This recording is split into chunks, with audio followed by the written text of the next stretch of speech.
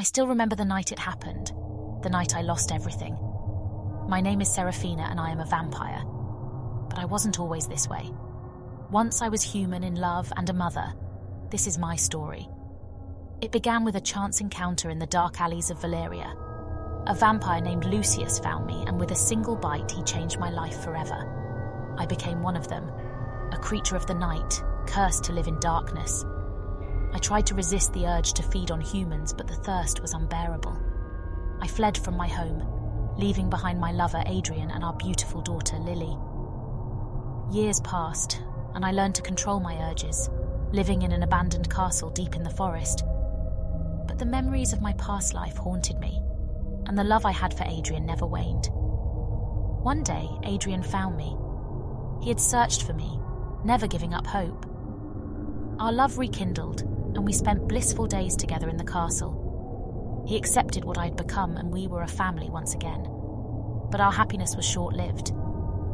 A prophecy in the ancient vampire lore foretold that a child born of a vampire and a human would possess the power to end the vampire race.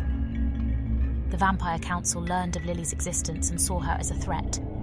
They came to me with an ultimatum: kill my lover and child or face their wrath. I was torn between my love for my family and the fear of the Council's power. The decision weighed heavily on me. Night after night I wrestled with my thoughts, the voices of the Council echoing in my mind.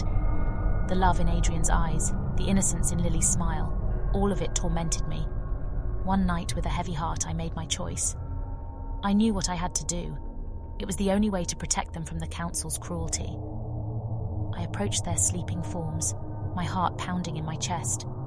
The moon was hidden behind dark clouds, and the wind howled mournfully. I took Adrian's life first. My fangs sank into his neck, and I felt his life slip away. His eyes opened for a brief moment, filled with confusion and betrayal. I wanted to scream to tell him I loved him, but I couldn't. I watched as the light in his eyes faded. Next was Lily, my innocent child. I held her close, tears streaming down my face. I whispered apologies as I ended her life. Her body went limp in my arms, and I felt a part of my soul die with her. The deed was done. I left the castle, my mind numb, my body feeling lifeless.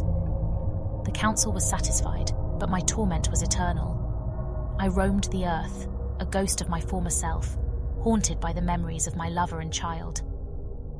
The castle became a place of legend, a haunted spot where their cries could be heard on stormy nights. I became a tragic figure, a symbol of love's sacrifice and the cruel twist of fate. My story was passed down through generations, a tale of love, loss, and the darkness that resides in the hearts of even the most loving beings. But the story doesn't end there. The prophecy was true, and Lily's spirit lived on.